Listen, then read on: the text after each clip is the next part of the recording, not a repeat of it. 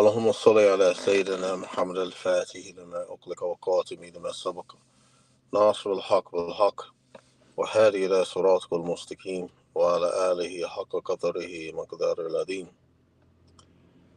بسم الله الرحمن الرحيم. صلى الله على سيدنا محمد وعلى آله وصحبه وسلم تسليما. الحمد لله رب العالمين، أفضل صلاة وتام تسليما على سيدنا محمد وعلى آله وصحبه أجمعين. ورضي الله تعالى عن السادات السابعين علماء عاملين وأئمة ورباء مجتهدين مقلديهم إلى يوم الدين، أما بعد. Assalamu alaikum wa rahmatullahi wa barakatuh. Alright, this is part 2 of the biography of Imam Sahnun al-Maliki, known as Imam Abdus Salam ibn Sa'id ibn Habib at Tanukhi, rahmatullahi alayhi.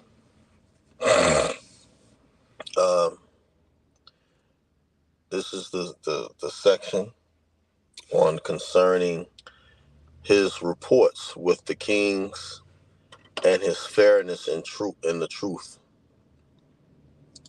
Wa alaikum salam wa rahmatullahi wa barakatuh. MashaAllah. Abu Arab said he did not grant authority in the right which he was dealing with. When there was a lot of denial of complaints by the men of Ibn al-Akhlab, the ruler, and he refused to accept representatives for them in the litigation other than themselves. The Amir sent to him and complained to him about it, saying that he was harsh to them. He said, "You are harsh against them, and they have complained of you, and I think that you should be excused from their evil. So do not look into their business." Sahnun told the messenger, "This is not what is between me and him. Tell him, you have forsaken me, may Allah forsake you." When the messenger conveyed the message to the Amir, he said to him, "What can be done with him? He desires Allah." All right. Ibn Abi Sulaiman and others said,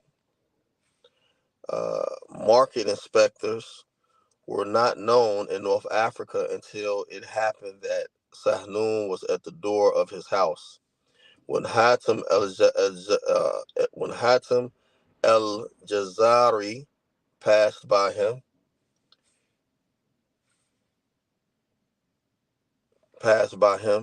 he had with him some captives taken in Tunis.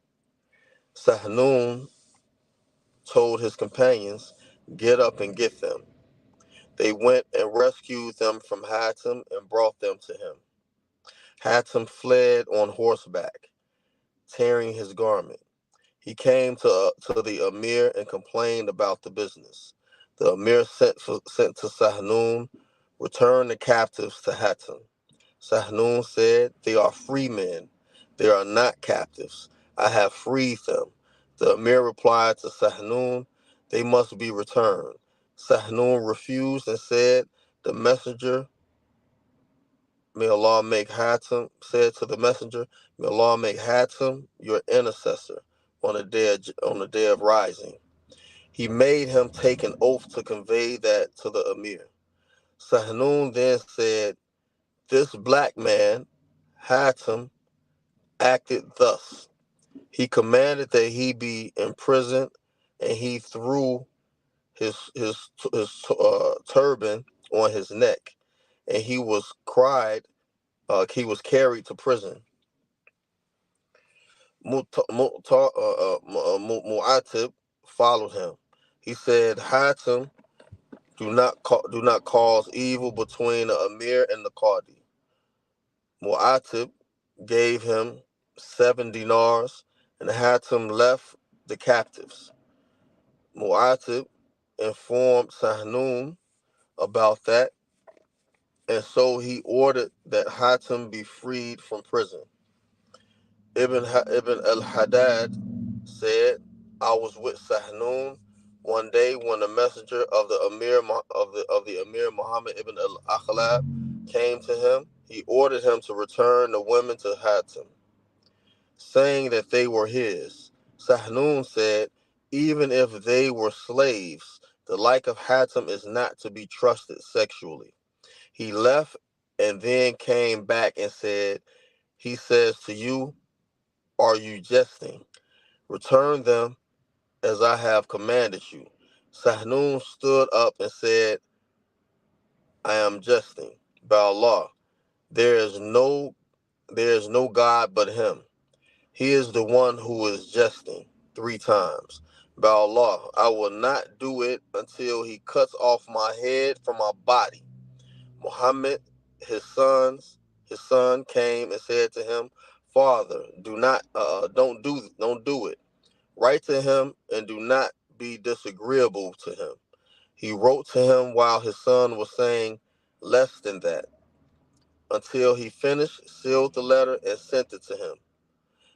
Ibn Akhlab took it and struck the ground with it.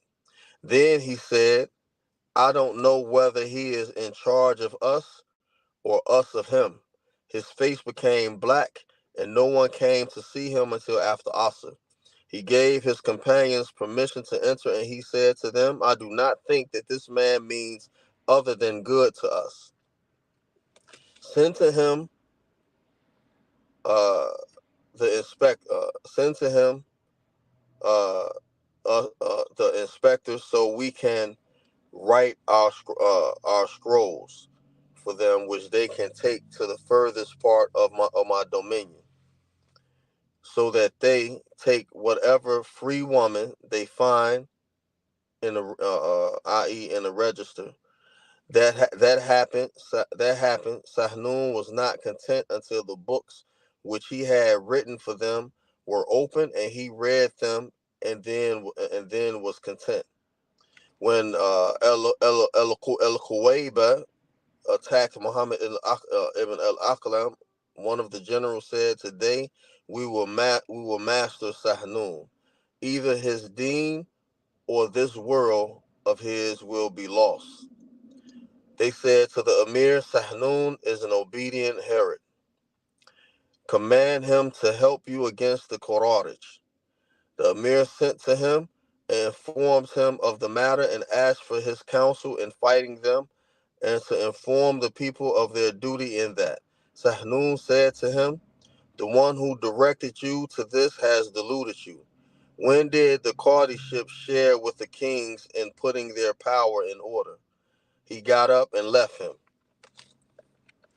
Ibn al Akhlab used to say about his relationship with Sahnun, Sahnun did not ride any animal for us, nor did he weigh his sleeves with a purse.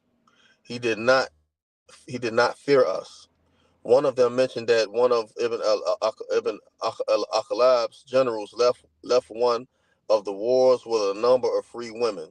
Sahnun sent to all the nomads in the Sufiya, and about 1,000 of them gathered for him. They said, "Command us whatever you will." He said, "Choose 100 men from yourselves." They remained with him until Maghrib without knowing what he wanted. After he prayed, he told them, "You will go to the house of so-and-so and knock on his door. When he opens, convey my greeting to him. Tell him to bring out the free women whom he brought from Algiers this moment, and do not let him have any opportunity to lock the door, so that he and those with him will not have the opportunity of rallying and driving you off. The business would then lead to bloodshed. If he is polite, to you and refuses you, then distract him until seven old men of you go to the middle door and call out the women.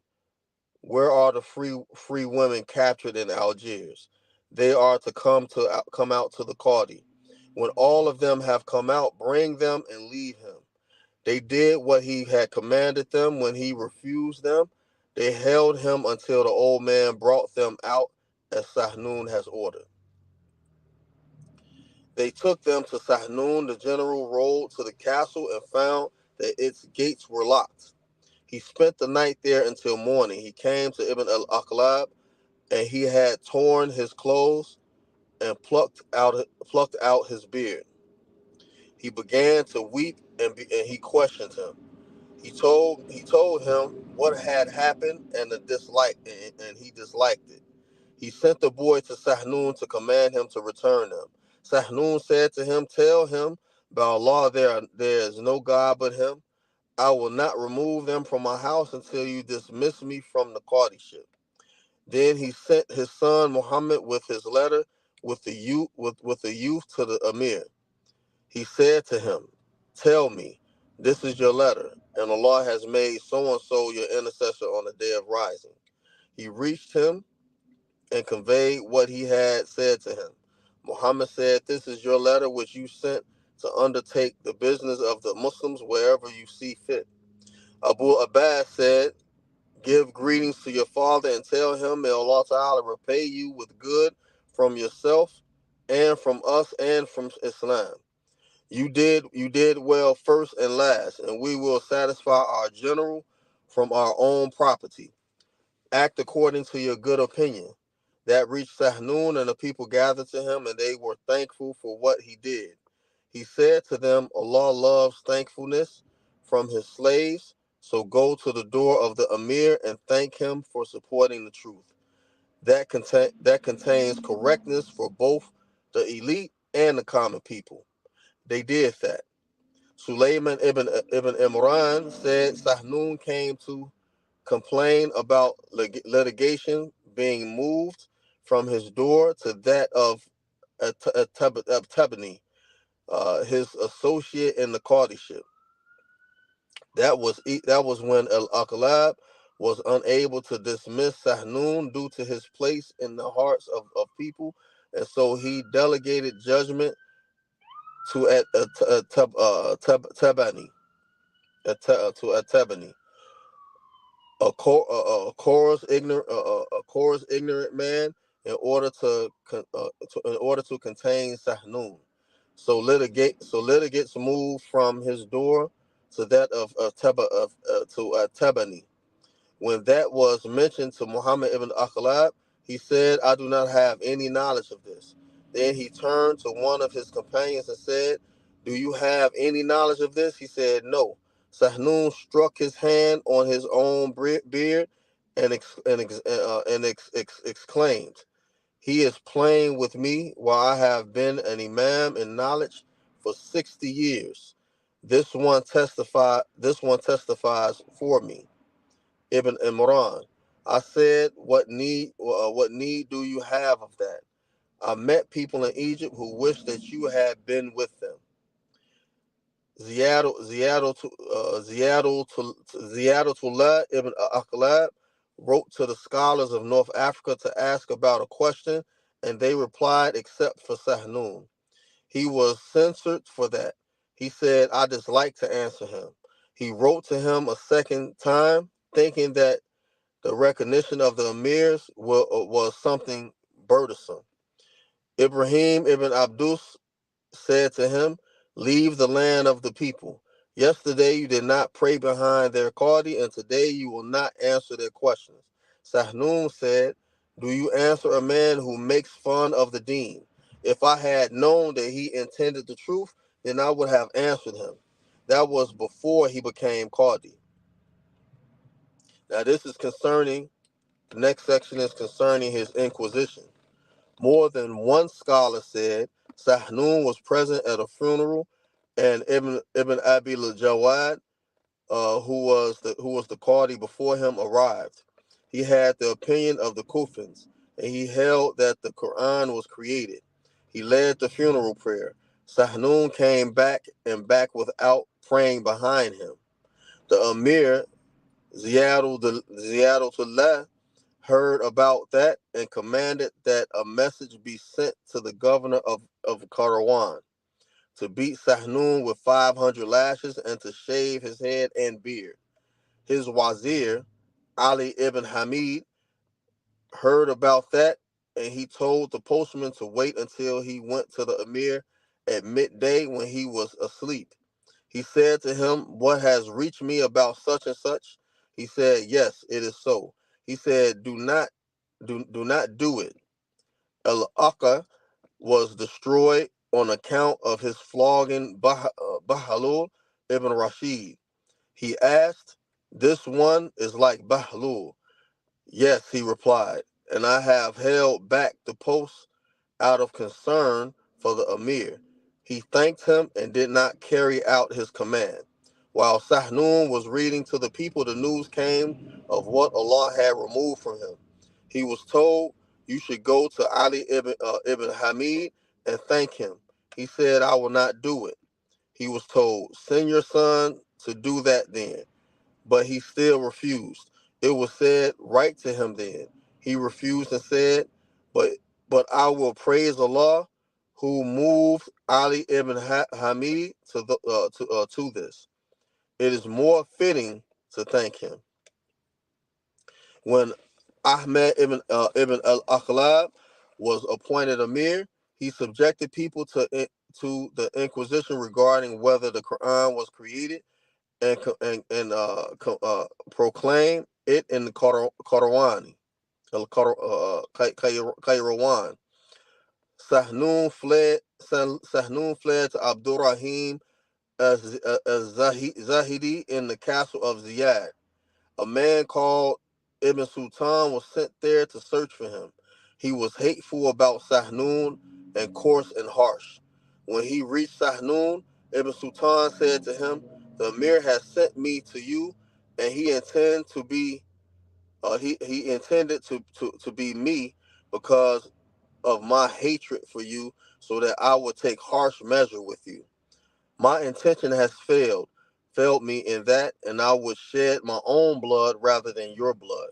So go wherever you like in the lands, and I will be with you, or stay, and I will stay with you." Sahnun thanked him and said, "I will not expose you to this. I will go with you." He went out, and his friend escorted him. Abdurrahim said to the messenger, "Tell the emir estranged you have estranged me from estranged me from our friend and brother in this great month, and it was the month of Ramadan. May Allah Ta'ala strip you of what you have and make you estranged from him." When he reached the Emir, he gathered his generals to, as well as his Qadi, Ibn Abil Kuwait, Abu Kuwait. He questioned him about the Quran. Sahnun said, "As for something I began from myself, no, but I listened to those from whom I learned and from whom I took." And all of them said, "The Quran is the word of Allah, and it is not created." Ibn Abi Juwad said, "He is a kafir, so kill him, and his blood is on my neck." Another who had his opinion said the like of that. One of them said, "He should be cut up into four parts, and each part should be put in a place in the city.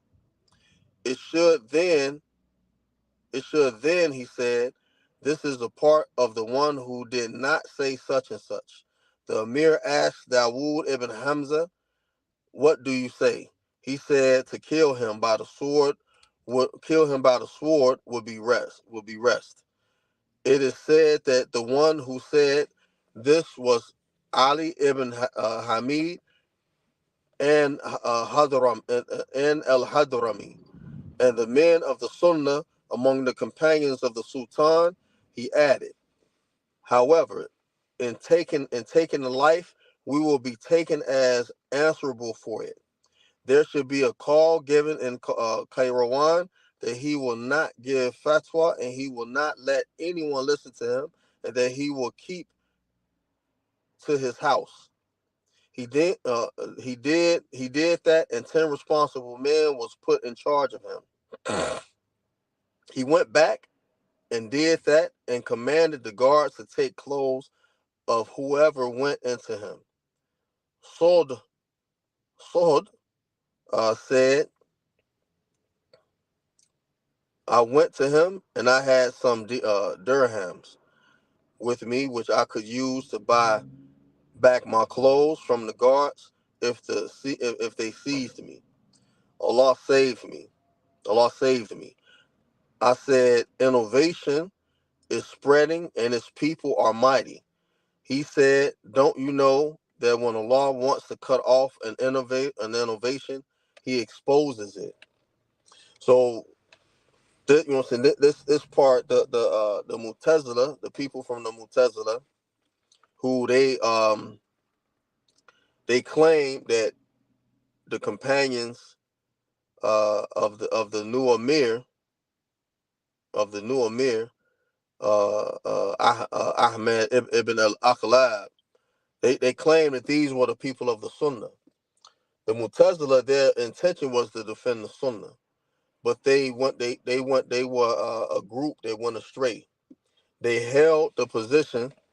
The Mu'tazila were the ones who held the position of the createdness of the Quran. The position of Ahlus Sunnah wal Jama'ah is that the Quran is the uncreated speech of Allah subhanahu wa ta'ala, and that the Quran is not created.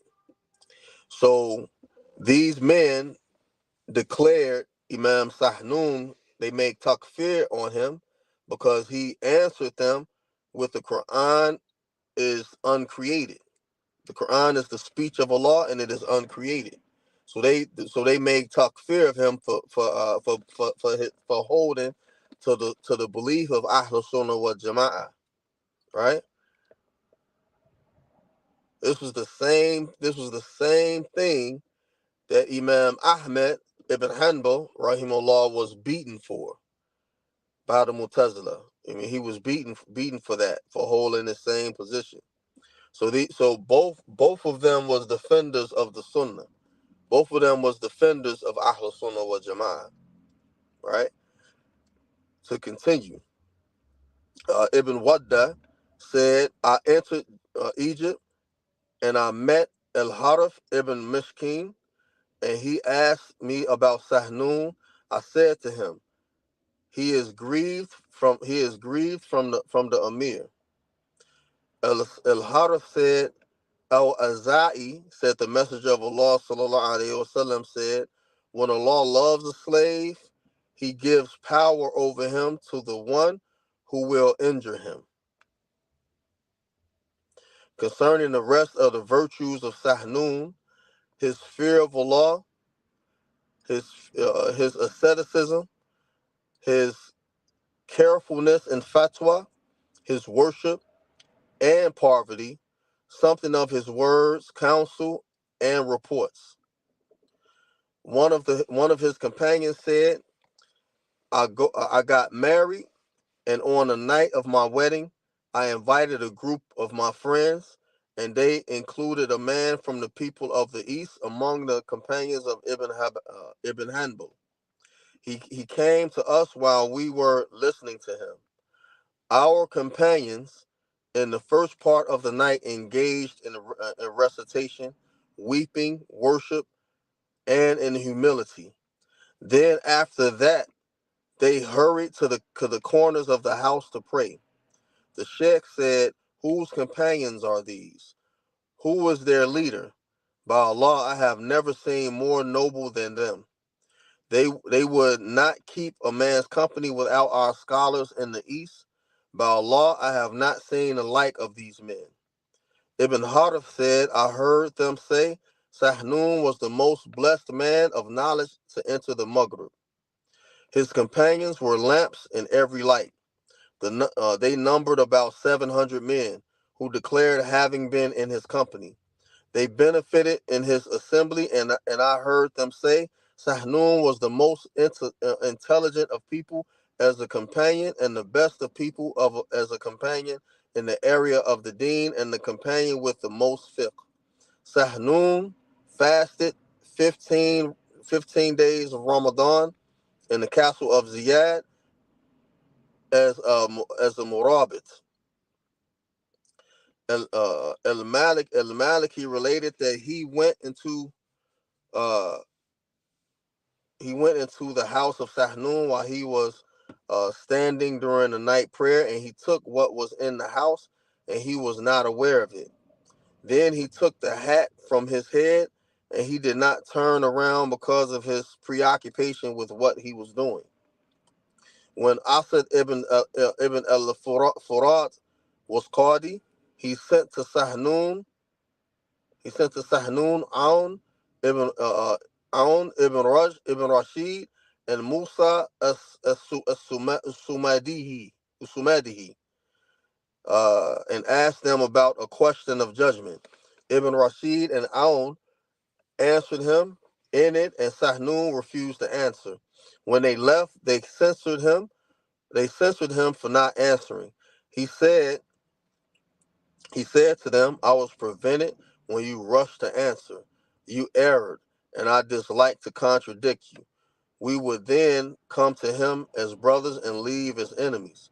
The aspect of their error was made clear to them, and they thanked him and admitted it and returned to Asad to tell him of their reaction. Sahnun said, people are bold towards me in asking fatwa from the least of them in knowledge. A man has one door of knowledge, and he thinks that all the truth is in it. Sahnun said, I have memorized questions. Among them are those which have 8 statements from 8 Imams on them. So how can I be hasty to answer until I choose? That is the business in holding back the answer, or as he said.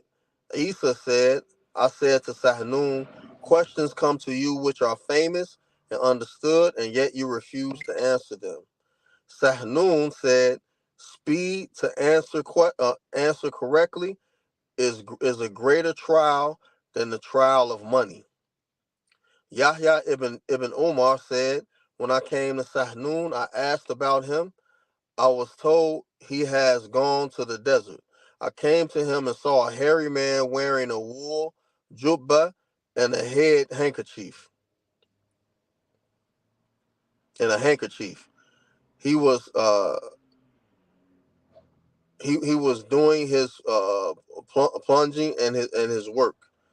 I thought little of him, and I regretted those I had left in the East going to him. I said, I don't think that he retains any knowledge. He greeted me. When I sat with him in knowledge, I saw a sea that buckets could not touch. The immense, I have never seen his like. It was as if knowledge was gathered between his eyes and his breast. Sahnun said, it is ugly behavior for a man of knowledge when someone comes to his assembly and he is not found in it. He asked about him and is told he is with the Emir, or he is with the Wazir, or he is with the Qadi. This, this and its like was part of what the scholars of the tribe of Israel did. It has reached me that they gave them indulgence which they wanted, and they left what should be acted upon, and that in which rescue lie for them, since the dislike to make it burdensome for them. By my life, if they had done that, they would have been saved, and their wage would have been incumbent upon Allah. By Allah, I have been tested by the courtship and by the rulers.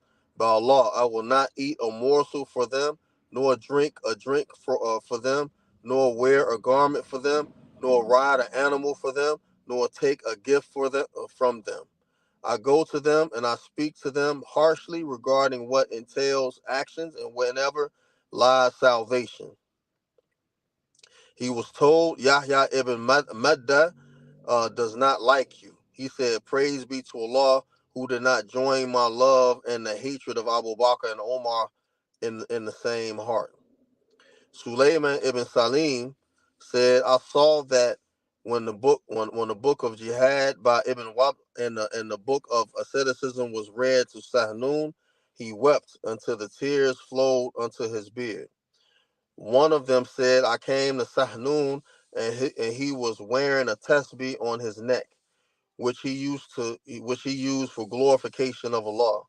Habib said Sahnun used to quote these verses. Everything I see is this light except planted the spear in the shade of the horse and standing in the darkness guarding people at the furthest outpost. Abiyati related that Sahnun spoke on a hadith about someone who alarms the people of Medina and said they are not in its inhabitants. They are those who say what they say wherever they may be. He did not drink from the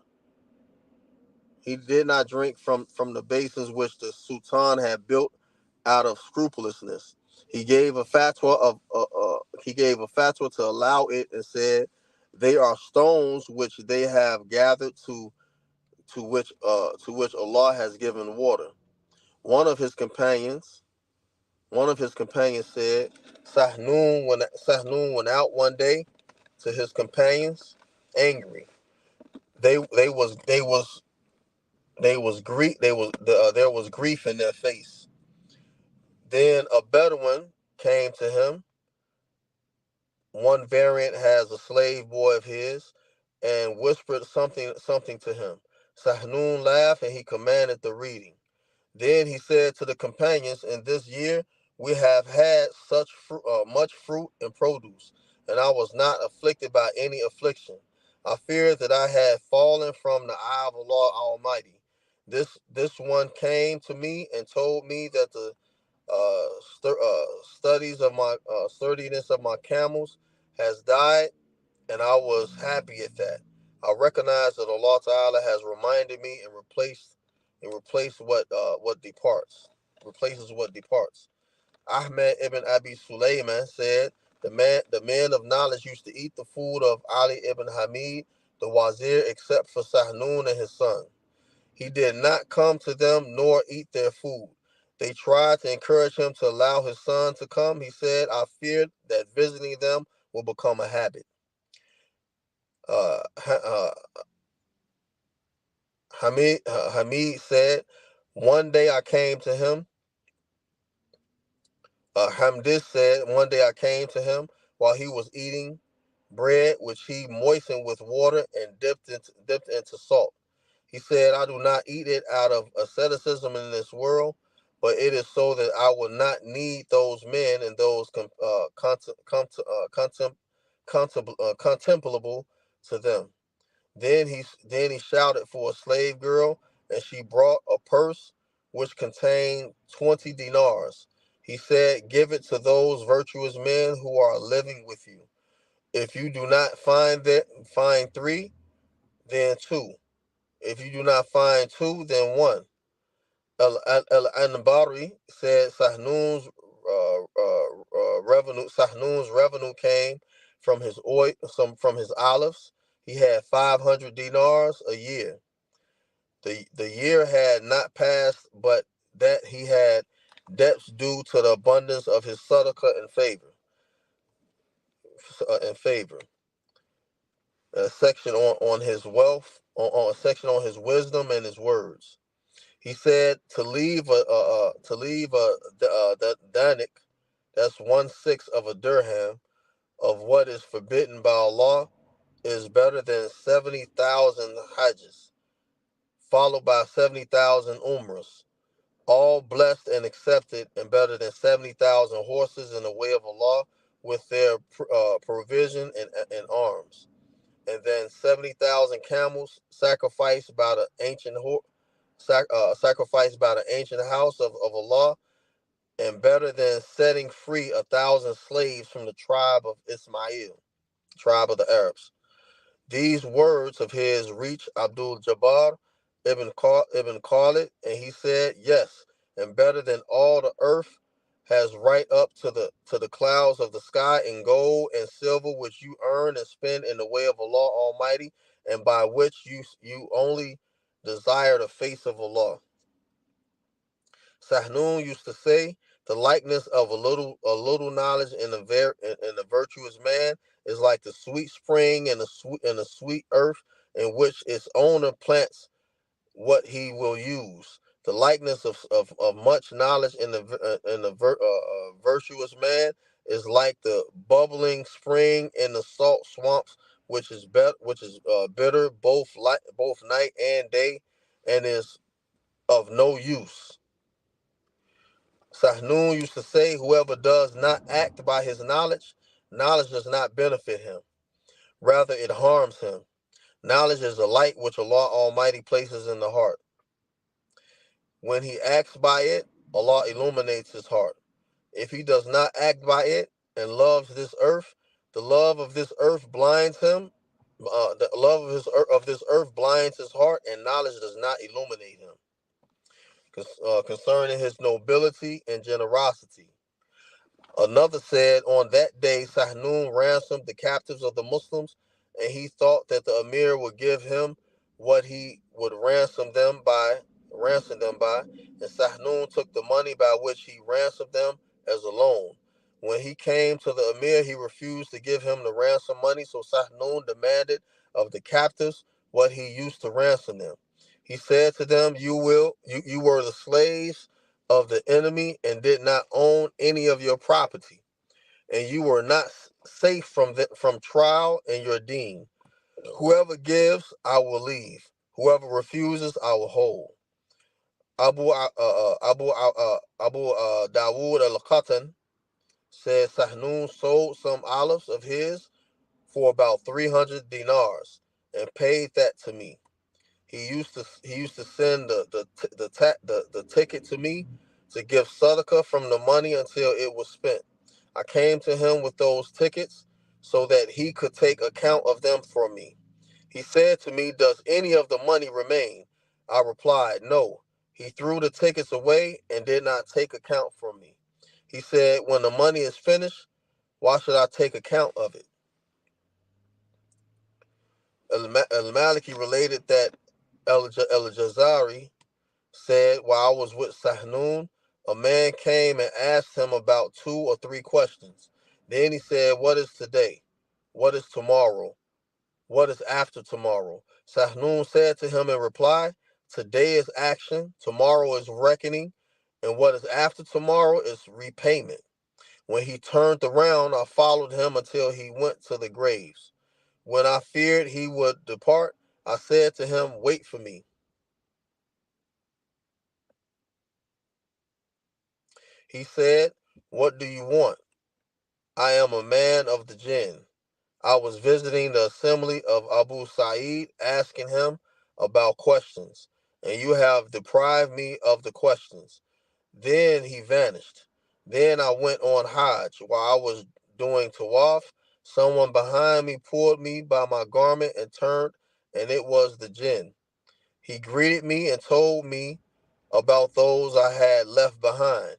Then he said to me, 'I have seen students frequenting a sheikh.'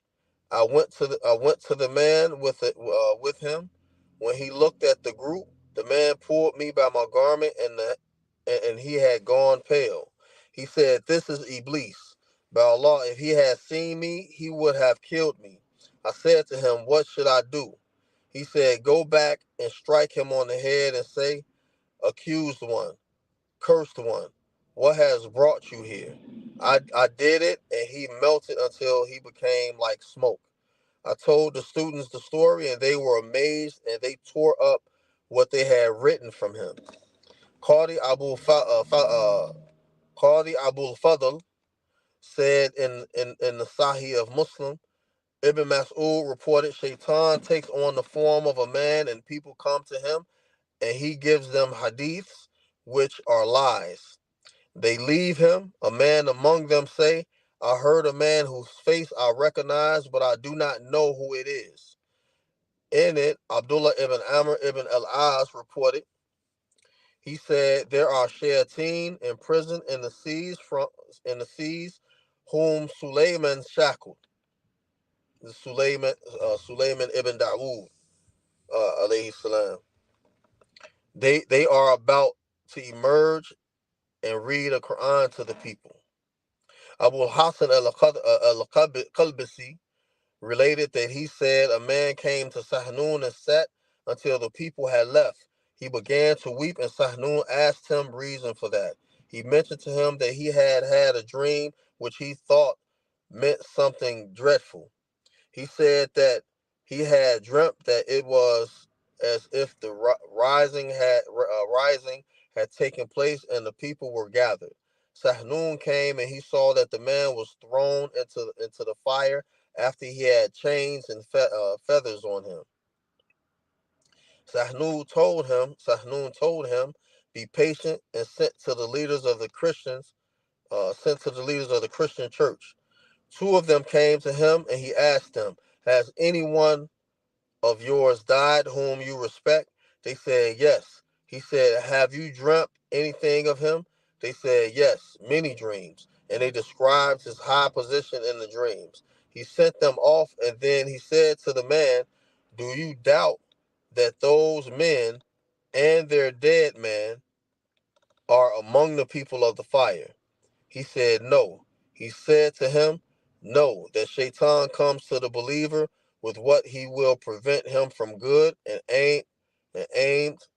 uh, makes his people hateful to him.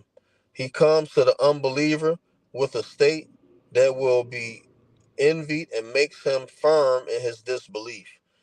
He saw you frequenting us and wanted to harm you. Concerning the death of Sahnun, and this is concluding his biography. There is no disagreement that Sahnun died in Rajab, 240 Hijra. Abu Arab said on Sunday before midday on the third of it. Another said that it was the seventh. He was buried the same day as Amir Muhammad ibn al-Akhlab prayed over him and sent a shroud and Kanut perfume to him. But his son shrouded him in another one and gave that one away as sadaqah. The men of Ibn al-Akhlab asked to be excused from the prayer over him. They said, you know what was between us and him, and that he rejected us and we rejected him, because most of them was Mu'tazila. We came we came out by our obedience to you. If we pray over him, the people will think that he was like the people will think that we liked his state. So he excused them and came and prayed among his slaves and the common people of the Sunnah and a group of the Muslims. And Imam Sahnun, he was 80 years old when he died.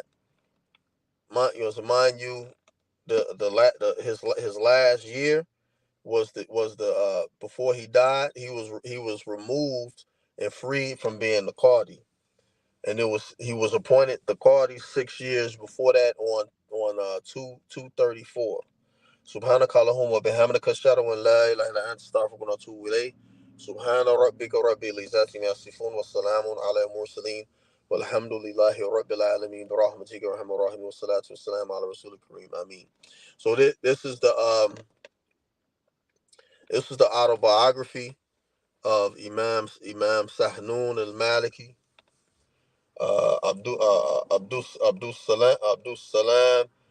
Abdus Salam ibn Sa'id ibn Habib al-Tanukhi. Uh, it's clear that the Khawarij and the Mu'tazila and other groups, they were a fitna among the Muslims during that time. And this was during the time of the Salaf. And Imam Sahnun was one of the Imams of the Salaf. And as I read in his biography, he was a zuhid. He was a zuhid during the time of the Salaf. The people who are known for being ascetics, for being knowers of Allah Subhanahu wa Taala, people of tasawwuf, of ihsan, the term, what was the reality of ihsan was that these people was zuhuds. They were people of the next life. They were people of the next life. They wasn't people of this of this world. They they only took from the dunya what they needed to suffice them. And Imam Ahmed was the same as these people. Imam Sahnun was the same as these people. Uh, Umar ibn Khattab, radiallahu anhu, was the same as these people, and other companions and companions of the Prophet sallallahu alaihi wasallam, and tabi'in who followed them, and tabi'in who followed them. Imam Sahnun, Imam Ahmed, Imam Shafi'i, they Imam Ibn Uyayna, they all was tabi'in. So they were the people. They were the people of the Salaf, right? This was the time of the Salaf within the first 300 years of Islam. So, alhamdulillah, everyone who was watching on YouTube, please like, share, and subscribe to the channel. Hit the notification bell. Everyone who's watching on Facebook, please hit the like button and share the video. Assalamu alaikum wa rahmatullahi wa barakatuh.